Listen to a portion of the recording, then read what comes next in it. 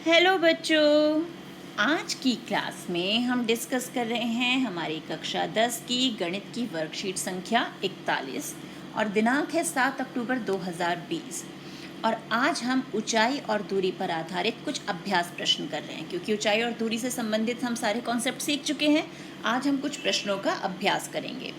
तो देखते हैं, हमारा पहला प्रश्न है, यदि एक मीनार जो 30 मीटर ऊंची है भूमि पर 10√3 मीटर लंबी छाया बनाती है तो सूर्य का उन्नयन कोण क्या होगा। यानी हमें सूर्य का उन्नयन कोण बनाना है, बताना है। तो यहाँ पर ये हमने बना लिया इसका फिगर कि 30 मीटर ऊंची मीनार, तो ये मीनार 30 मीटर ऊंची हो गई। भूमि पर छाया बना रही है जो है 10√3 मीटर, यानी ये 10√3 मीटर लंबी छाया हो गई। और सूर्य का उन्नयन कोण क्या होगा, ये होगा सूर्य का उन्नयन कोण, यानी ये थीटा। अब थीटा के सामने ये हो गया हमारा परपेंडिकुलर और ये हो गया बेस। तो परपेंडिकुलर और बेस का रिलेशन हमें किससे मिलता है, वो मिलता है हमें टेन थीटा से। तो टेन थीटा बराबर परपेंडिकुलर, यानी यहाँ पर है परपेंडिकुलर 30 और बेस है 10√3। अब इसे हल कर लेते हैं। 10 एकम 10, 10 तिया 30। अब इस 3 को भी तोड़ के हम √3 गुणा √3 लिख सकते हैं और बटे में √3 है, ये दोनों हो गए कैंसिल। तो टेन थीटा का मान आ गया √3। अब तालिका में जल्दी से ये देखो कि टेन थीटा √3 कब होता है, कितने डिग्री एंगल पे, वो होता है 60 डिग्री पे। यानी हमारा जो सही ऑप्शन है वो है सी। अब देखते हैं अगला प्रश्न। एक सीढ़ी दीवार के साथ 60 डिग्री के उन्नयन कोण पर झुकी हुई है। यदि सीढ़ी का पाद यानी पैर जो है दीवार से 2.5 मीटर की दूरी पर स्थित है तो उस सीढ़ी की लंबाई है, यानी सीढ़ी की लंबाई निकालनी है। तो ये रही हमारी दीवार और ये रही सीढ़ी। अब सीढ़ी का उन्नयन कोण क्या है, वो दिया हुआ है 60 डिग्री और दीवार से सीढ़ी के जो पैर हैं इनके बीच की दूरी दे रखी है 2.5 मीटर। हमें निकालनी है सीढ़ी की लंबाई, यानी अगर हम इसे नाम दें ABC तो हमें AC, ये जो लंबाई है ये L, ये हमें निकालना है। तो यहाँ पर अब हमारे पास ये तो हो गया हाइपोटेनस, क्योंकि सबसे लंबी भुजा है, और ये हो गया हमारा आधार यानी बेस। तो बेस और हाइपोटेनस का रिलेशन हमें किससे मिलता है, वो मिलता है हमें कॉस थीटा से। शाबाश। तो कॉस थीटा यहाँ पर क्या है 60 डिग्री बराबर बेस यानी 2.5 बटे में L, और कॉस 60 होता है 1/2 के बराबर, यानी 2.5 बटे में L। तो L हो गया 2 गुणा 2.5 यानी 5 मीटर। तो हमारा कौन सा ऑप्शन सही हो गया, ऑप्शन सी। अब है अगला प्रश्न। एक समतल पर खड़ी एक मीनार की छाया की लंबाई मीनार की ऊंचाई की √3 गुना है।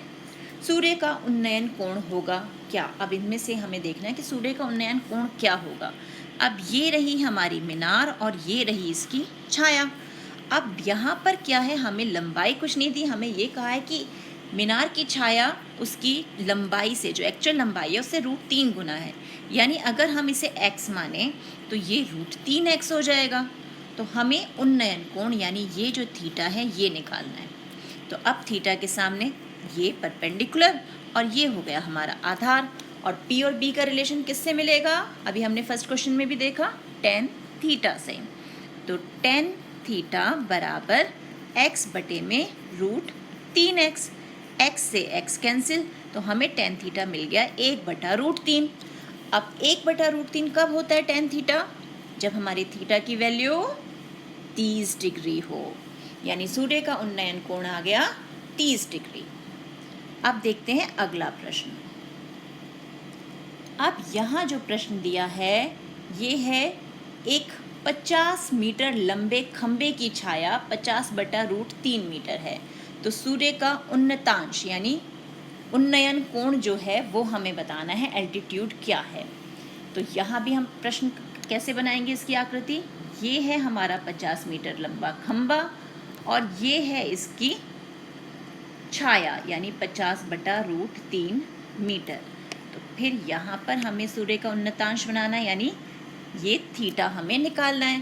फिर ये परपेंडिकुलर और ये हमारा आधार, तो टेन थीटा बराबर परपेंडिकुलर अपॉन बेस यानी 50 बटे में 50 बटा √3। तो टेन थीटा क्या हो जाएगा?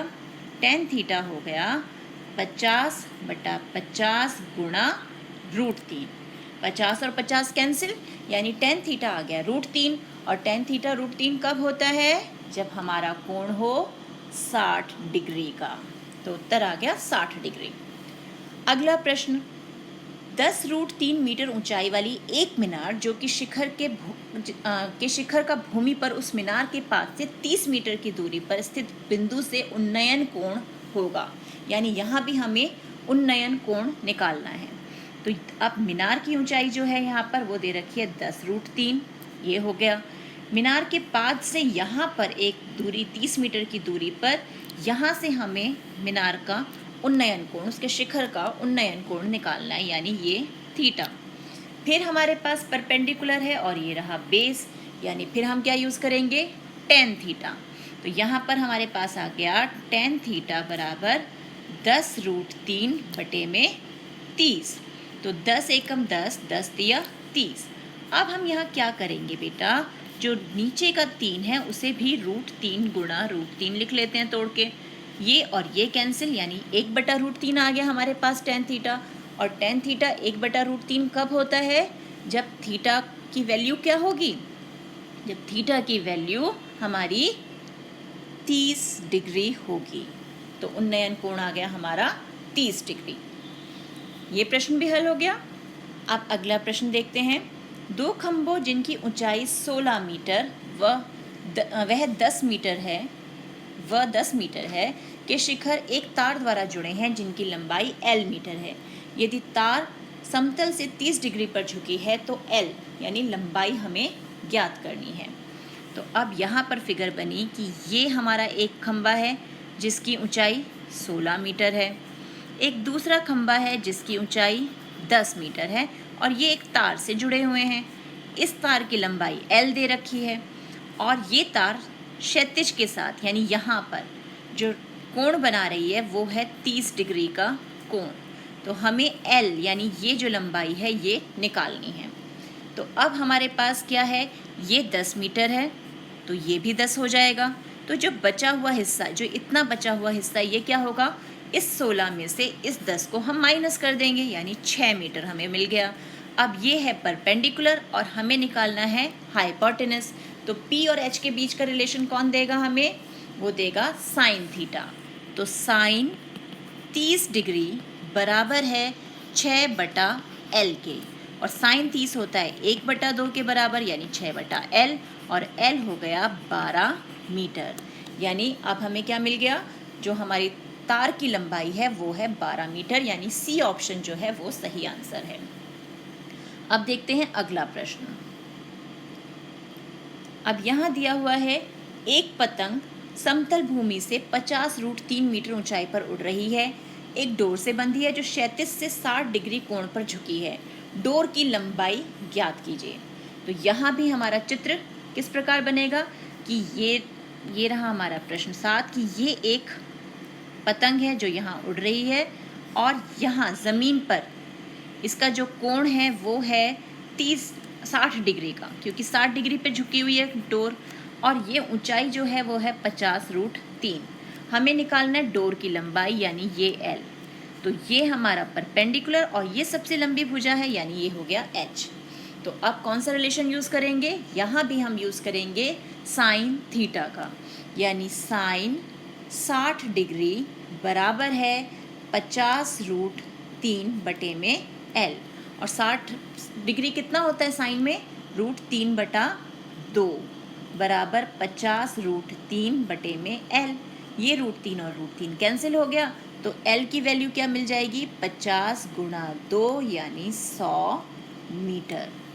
तो ये मिल गई हमें डोर की लंबाई।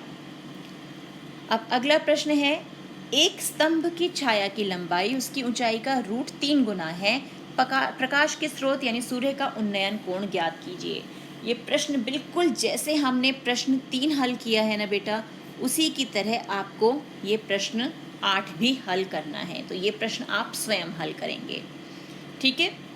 अगला प्रश्न है, यदि नाव की पुल से क्षैतिज दूरी 25 मीटर हो और पुल की ऊंचाई भी 25 मीटर हो तो नाव का पुल से अवनमन कोण बताइए। तो अब यहाँ पर क्या है कि हमारे पास एक पुल है, ये जो 25 मीटर की ऊंचाई पर है, यानी ये 25 मीटर हो गया। एक नाव जो 25 मीटर दूर है उसका अवनमन कोण हमें बताना है। तो अवनमन कोण कौन सा होगा? ये होगा हमारा अवनमन कोण, यानी थीटा। ये थीटा है तो हमने सीखा था कि ये भी थीटा होगा नीचे। तो हमें इस थीटा का मान निकालना है। तो अब देखें, हमारे पास ये परपेंडिकुलर हो गया और ये नीचे बेस। तो हमारा P भी 25 है और B भी 25 है।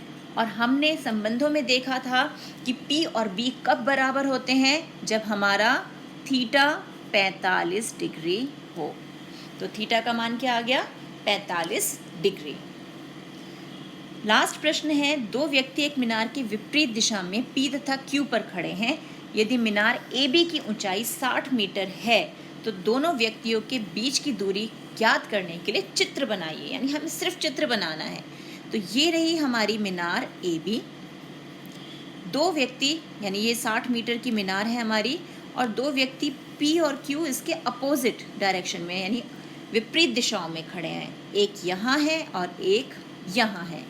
तो हमें इनके बीच की दूरी निकालनी है। तो हम ये जो कोण है ये पूरे कर देते हैं। तो अब अगर हमें इन कोणों का मान पता हो, ये कोण और ये कोण, तो हम P और Q के बीच की जो दूरी है वो ज्ञात कर सकते हैं। तो ये बन गया हमारा प्रश्न 10 के अनुसार चित्र। तो बेटा इस वर्कशीट को बहुत ध्यान से करना है और इसी प्रकार के प्रश्नों का अभ्यास करना है। तो मिलते हैं एक और वीडियो में, तब तक keep practising and enjoy maths.